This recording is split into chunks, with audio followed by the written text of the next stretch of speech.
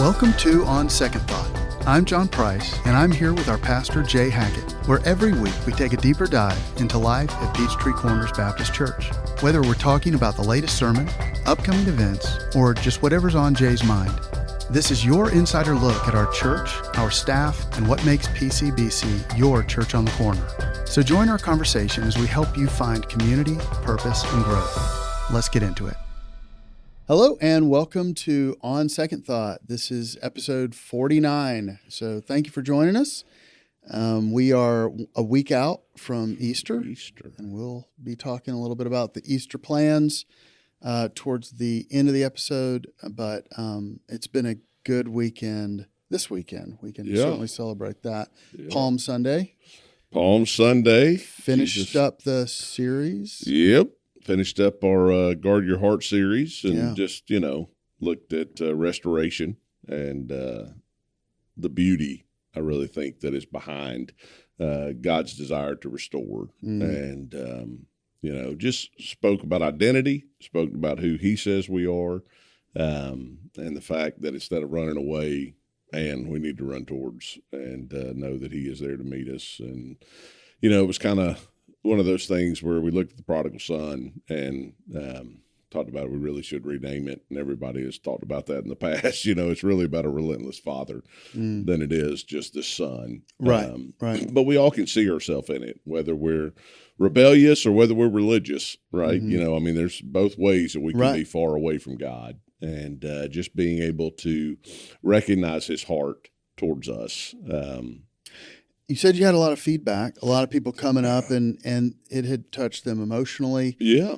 Was it, I'm sure it was probably a combination, but what were some of the roles? Were people connecting with maybe the father with wayward kids, or that they were themselves? I think it was all of the above, right? Because we all struggle that, and you see it with our kids and the different things that are happening. And I think a lot of it is, does my heart resemble that heart of the Father, towards my own children? Right. And some of it's, I wish they'd turn. And if they turn, man, I'm right there. I am waiting for them to come home. I lost hope, really wanted to experience that and see that. But then I think it's for all of us, just that recognition that God loves us so much. And it doesn't give us permission, to run sin, or permission necessarily to go and walk away from him. Right. But it's just that picture of going, gosh, I've drifted, and even when we don't want to, there are times in our life that we drift. And as we drift, we think, oh, I'm not worthy. There's shame, the guilt, the whatever. And immediately God's going, listen, I'm going to humiliate myself. I'm going to take the shame. I'm going to do these things for you. And I'm going to remind you, I'm covering your shame. Let me put a ring on your finger because you still have authority. Sandals on your feet because servants didn't wear sandals. Sons wore sandals, And he's like, let me just remind you again who you are. And so, again, the confidence is not anything we've done because we couldn't earn it. And the son knew that. He's like, man, if anything, I've blown it even worse. I don't even deserve that any longer. And Jesus goes, you never deserved me in the first place, but I still love you so much that, man, just come home. Come home. Let's party. Yeah. And we were talking about this before recording, and we were talking about in our life group yesterday. The context is so important with what you talked about, the concept of Zaza, that culturally it's so different from today, when today you have helicopter parents, you have parents that enable kids to, just remain children into their adulthood, or, they're living in the basement. There's these kids who kind of have this failure to launch, and parents are just like, whatever it takes. I just want them to be happy. Yeah. That was not the culture of the day. The culture of the day, the understanding was, parenting, good, successful parenting is not that I stay their friend. It's that I can help them move out, become adults in society. And so you have this selfish kid that goes off. It was very normal to everybody thought you're dead to me. Yep. You've made your bed, now lie in it. That's right. And so how different it was, the father's response. Oh, yeah. I mean, we kind of look at it and go, well, that's sweet. That's what we all hope from a father. Then it had to have been such a radical concept of how could he have humiliated himself, you know? I guess a similar thing in our culture would be like a cuckold, you know, the husband who's been cheated on, and boy, you know, you want to talk about somebody who's a failure as a man, is blah, blah, blah. But this failure of a dad, in a sense that his kid did not turn out in the way he should go. Correct. And rebelled, and the father was waiting there all the time, and what that means for us. Yeah, it's a beautiful picture. And to know that, you know, that wasn't a one-time thing. You know what I'm saying? I mean, that dad had to take that ridicule. Oh, look who that is. Right. You know, right. There's the son, but there's the father that was willing to, you know, and they didn't look at that, I don't think, in a good way. You know what I'm saying? I mean, it was looked down upon of, oh my gosh, after he disowned you and just humiliated you, you know, if anybody deserved to be excommunicated from the town and the family and our culture, it was this kid. Yeah. But all of a sudden, you know, and I think that we can ridicule, but it also causes us to reflect a little bit. It's always like, why would he do that? You know what I'm saying? Yeah. I mean, why would that father go through that? And for us, it's like, why would God do that? I'm not worthy of that, you know? And I just, and so it keeps us in a place of, I think, humility and awe of who he is and what he has done. And it's that heart of the father, which says, I'm not going to force you to stay, but man, I want you here. Right. You know, and it's like, that's so encouraging and inviting that we're like, man, I want to be with you. Yeah. You know, I don't know why I think anything else will satisfy. You know, and the young son, that's what he did. I went out and tried to satisfy myself with all these different things, but it was all temporary. And man, I don't know why I do that. You know, it's just a good reminder for us. And so as we look at it, you know, I jokingly told the band, I said, thank God after today we don't have to guard our heart anymore, because we're wrapping this whole thing up. And it was a good month of March. Check that but box. Yeah, we can check that box done. and move on to something else. And next. But I am glad too that you talked about the good son. Yeah.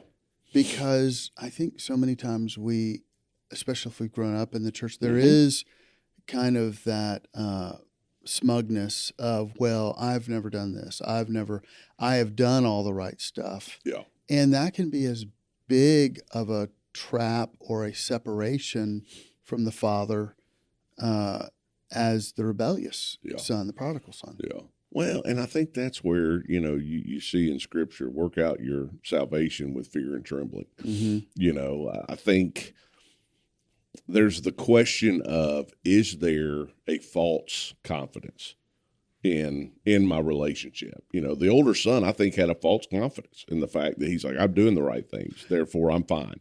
Right. My dad loves me because of all the stuff I do. Correct. Because I'm remaining faithful. Because I'm doing it. It's a performance-based, you know, kind of a take on things. And that's God's going, look, that's not what I want. I want your heart.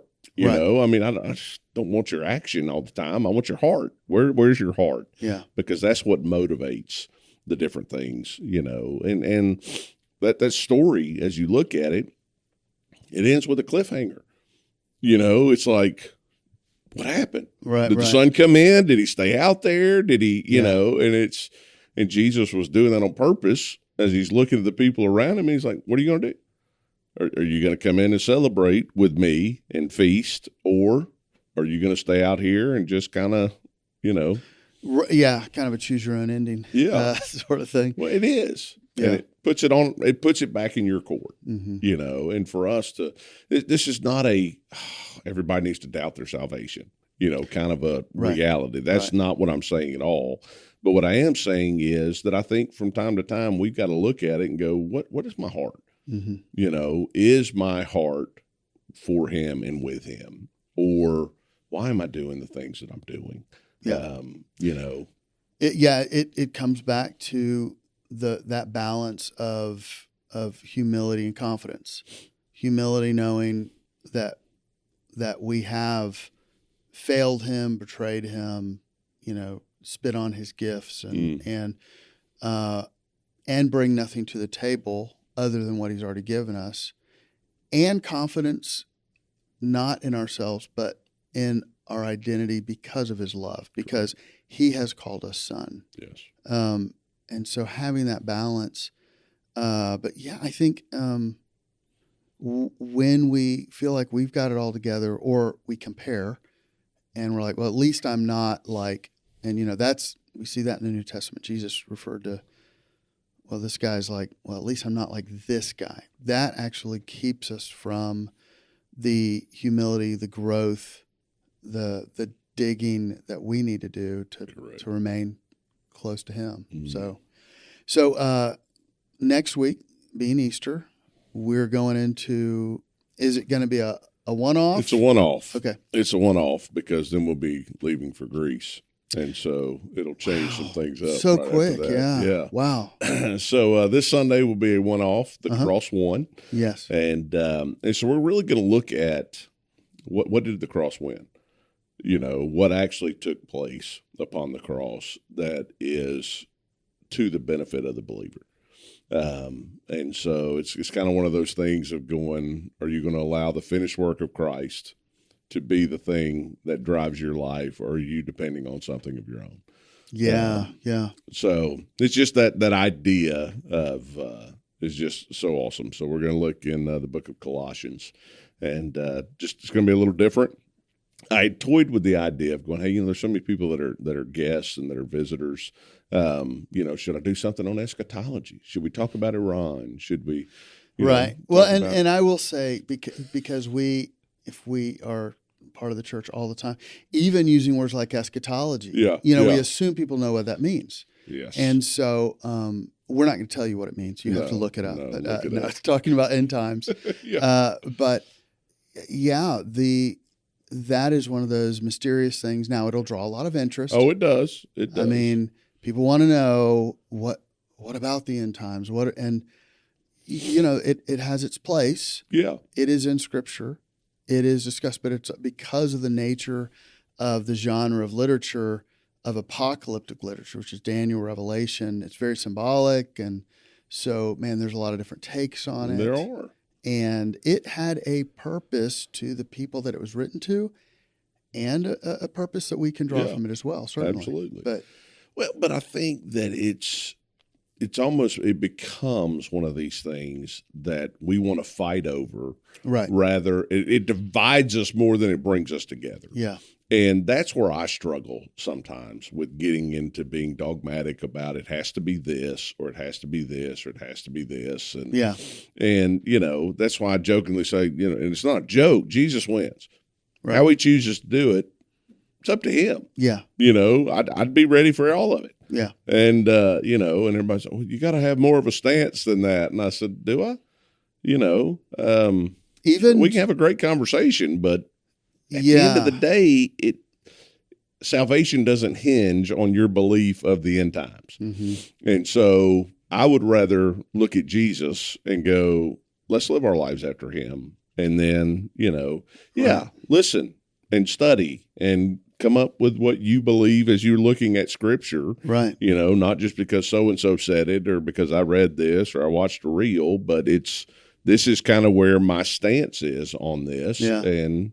But that's okay. People get really like those are fighting words. Mm-hmm. And it's kind of, I love the saying that Jesus is in your heart, but grandma's in your bones. Yes. And it's if this was the interpretation that you learned growing up, then to vary from that is heresy. Yeah. And man, that's dangerous ground when it comes to the eschatology and trying to interpret the different stuff, because there's been some wild.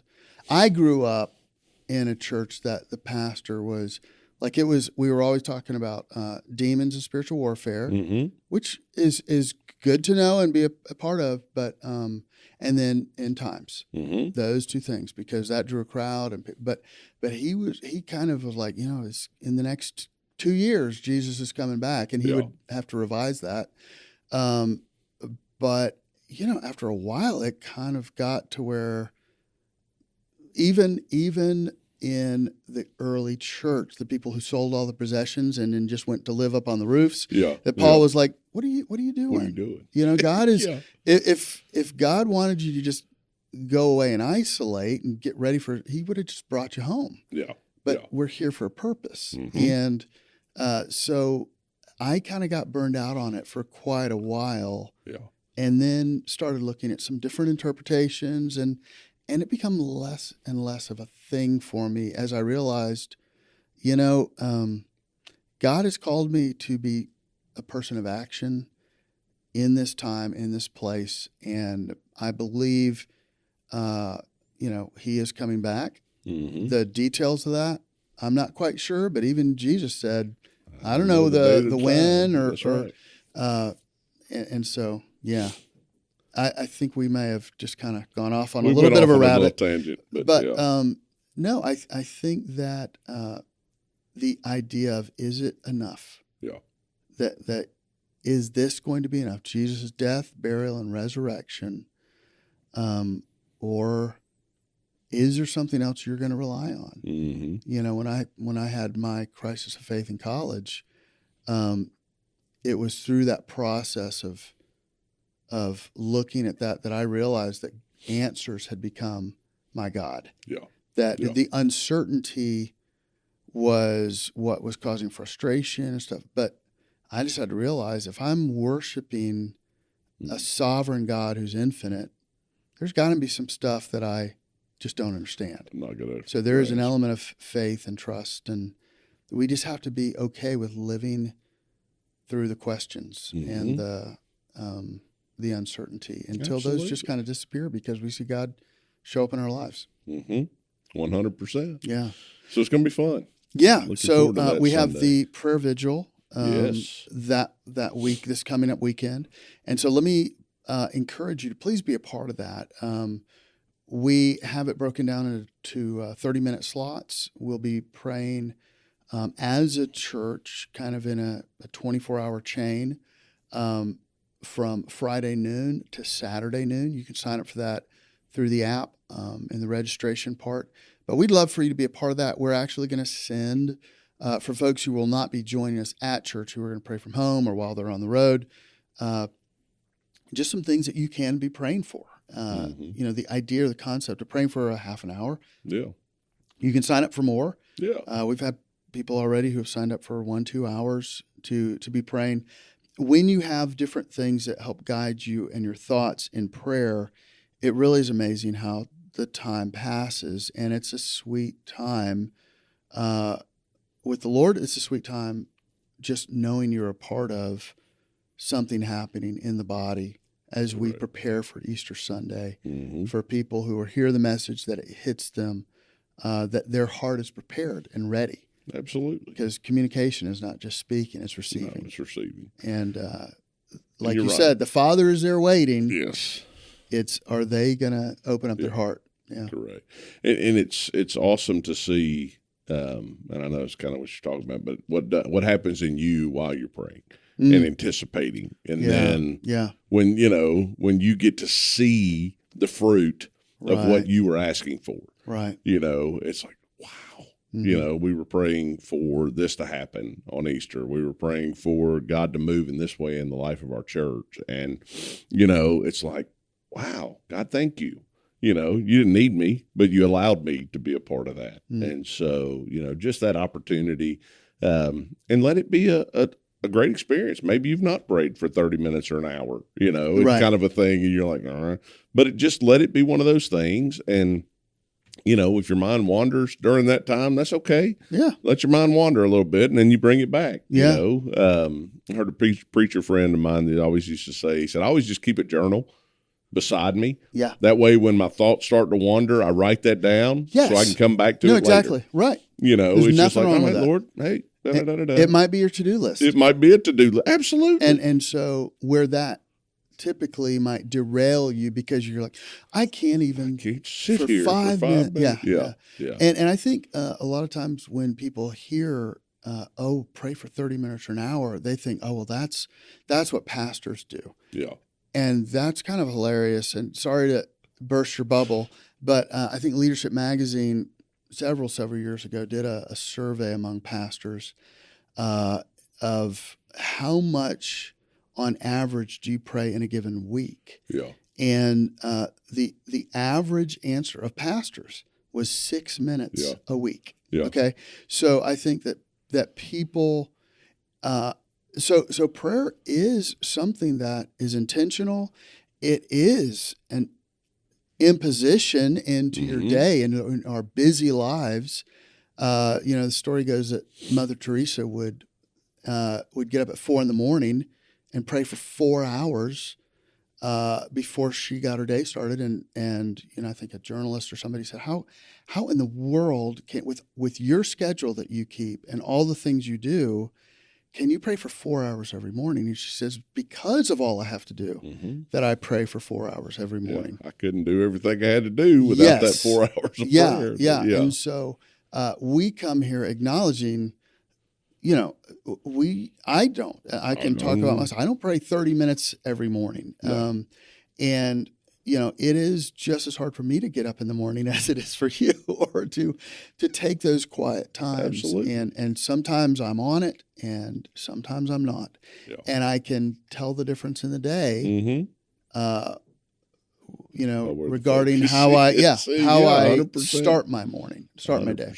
Yeah. So we do have some time slots that we would, that we need filled and does everybody just get one slot, or are you okay if multiple people end up praying during the same hour? I would love it because really you were talking 48 slots. So if only 48 people are praying, God can still do, it's God. But I would love all of our people to embrace. So if we have a life group that says, hey, let's at 2 a.m, this hour.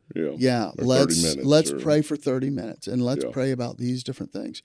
And like I said, we will give you a list of things. And then if you come to the church, there will be kind of stations where you can kind of physically move to spots and pray for certain things. And so it'll be a little more interactive. And there will be other people there.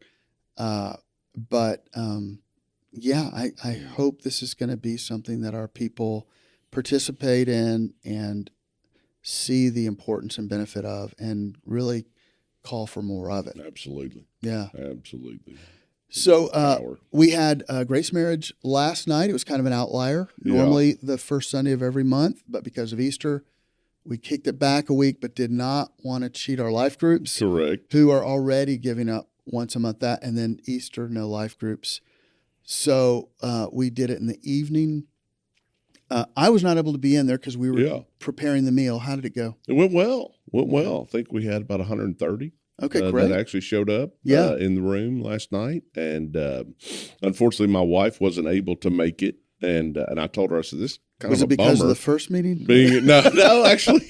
Well, I asked everybody. Everybody was so somber. And I said, y'all been fighting already? I said, we ain't even talked about anything yet. But I did tell Amy, I said, it's been a bummer to be alone. But I said, for the first time ever, I've got every answer correct. and, maybe that's the secret. She goes, She goes, well, as soon as I review it, she goes, I'll tell you if you were correct. I'll bring my red pen. Or not, and all of it.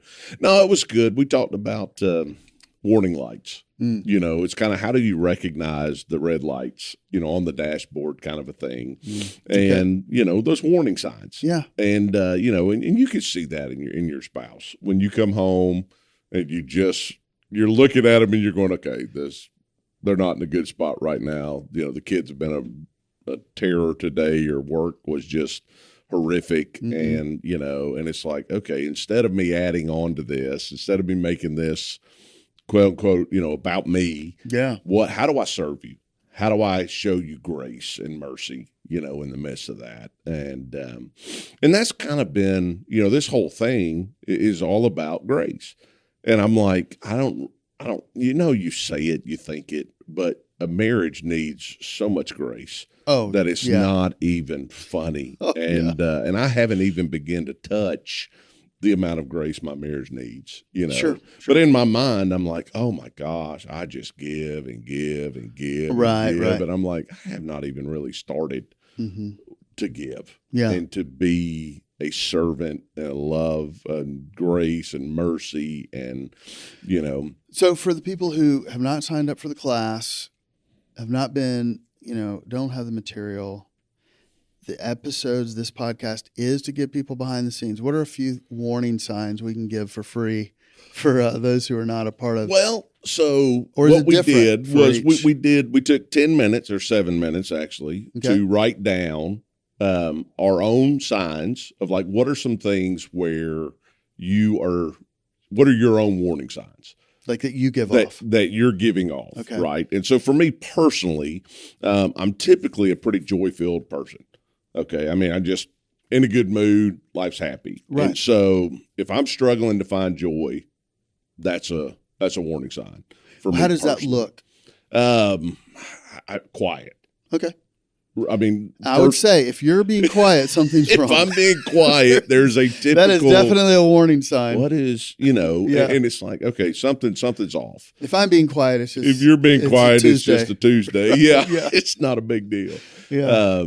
And so that's usually my number one display is that I'm not jovial, happy, and just that stress, anxiety, something has gotten me to that point. And so we didn't necessarily discuss what those things were, but we wrote them out, and then we wrote out what our spouses were, and then we talked, right? Yeah, then you have to talk to your spouse about, okay. And then we looked at, how do I help you? Right? Because I may look at that and go, okay, I'm seeing this warning side. She needs this. Mm-hmm. And, for Amy to look at me and go, that's the last thing I need. Right. So what I need is when I'm at a low point, I need encouragement. I need someone there to kind of rejuvenate me because I am actually, I grow with people, and you're off the charts extrovert. Yes, 100%. And I need people to get energized. She's the opposite. Yeah. So where I want to give her encouragement, you are gonna be having a ball on the Greece trip because you're gonna be with 50 people. Yes. All the time. 50 people all the time. That does not sound like a trip to Greece to me. It sounds like a trip to somewhere else. So, those kind of things. So I just think behind the scenes, as you look at it, you got to have those conversations and then find out from your spouse, what do you need in that moment? Mm-hmm. Because I want to be able to read the room and give you what you need, not give you what I would need, but, get there. So it's similar kind of the love languages. Yeah. Just understand that ways. We're different. Mm-hmm. We have different triggers. We have different ways and that's one of the things that April, and I think I mentioned to you now that we've kind of reinstated our weekly meal, like on a Saturday or something, we used to kind of just go over the goals, but now it is, what are some rhythms we want to make sure that we're doing to stay healthy, not just as individuals, but as a team, and kind of that final thing, how can I support you this week? Yeah, 100%. I mean, just looking at your calendar, looking at your goals, looking at what you're anticipating, what do I need to be sensitive of or to? Mm-hmm. How can I help in a way to kind of alleviate some of that stress that we just know Tuesday night's going to be a late night for you. You're going to, so I always have to know, when are you going into the office? When are you taking that drive across Atlanta? That could be, it could be quite a bit. Yeah. April this morning was like, I just realized our Turkey trip with Lila and Wahid is going to be the same time as the World Cup in Atlanta.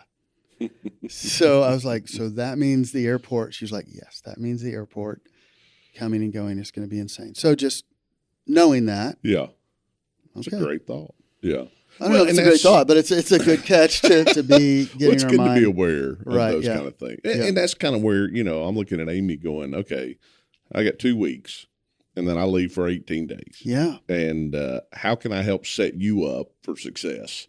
Being the sole carpool person for Molly Grace, being Being the moving guy, because you guys are moving back into the house. Yes, we're back in the house, and kind of, how do we set you up for success? Right. Because I'm going to go and have a blast, and it's going to be a great trip. Cannot wait. But at the same time, I'm like, I also know me being gone puts extra stress on you. Yeah. And so how do I serve? How do I help? Right. And, and just know that I'm going to do a lot when I get back. It's kind of one of those things that you're like, okay. Yeah.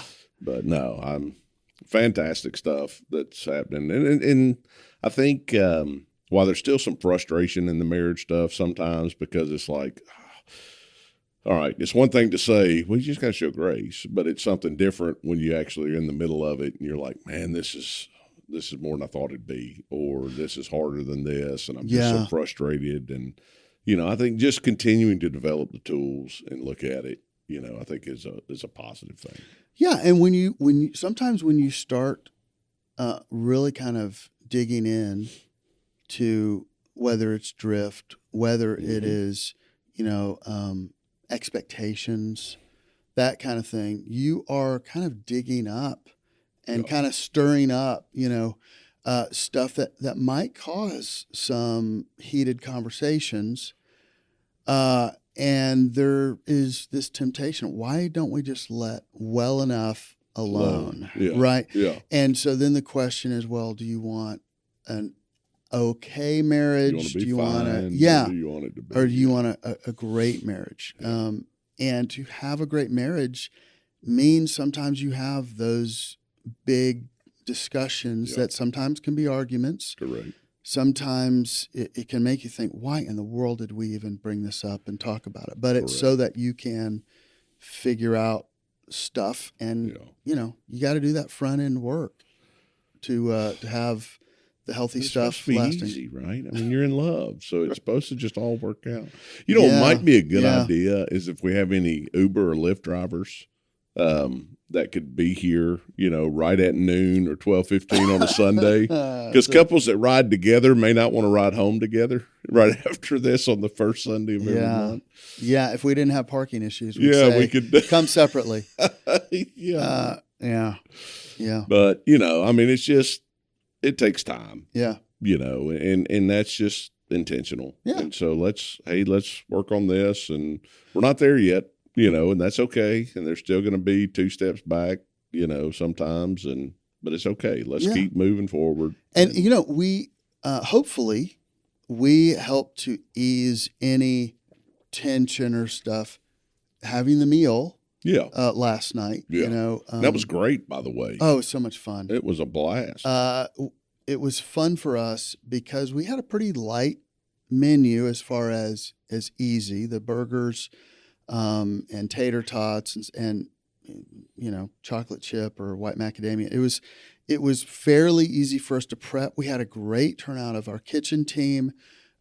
We did some time saving stuff for cleanup, like the paper plates.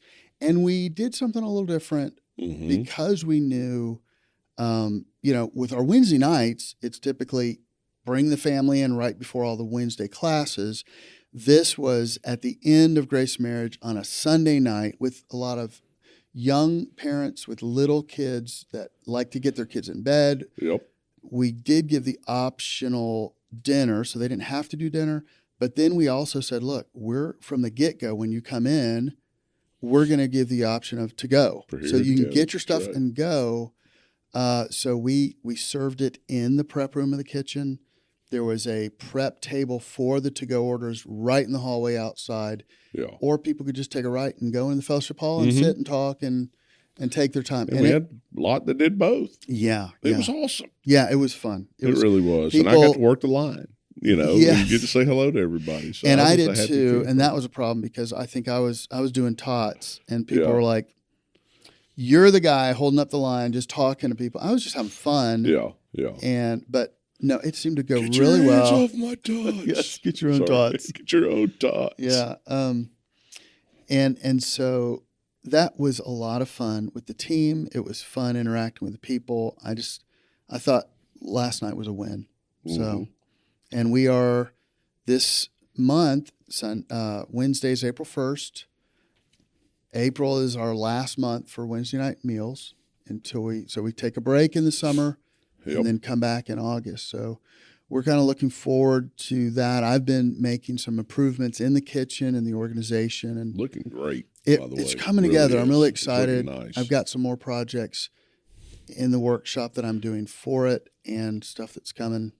That surprises me. I mean, doesn't it? Projects that are on. It's what's funny. April had her retreat this weekend, where she and my sister-in-law lead this kind of spiritual healing retreat for ladies, and it's always a great weekend for her. It's a lot of work, but it's so rewarding, and I enjoy a weekend where I don't have to worry about schedule.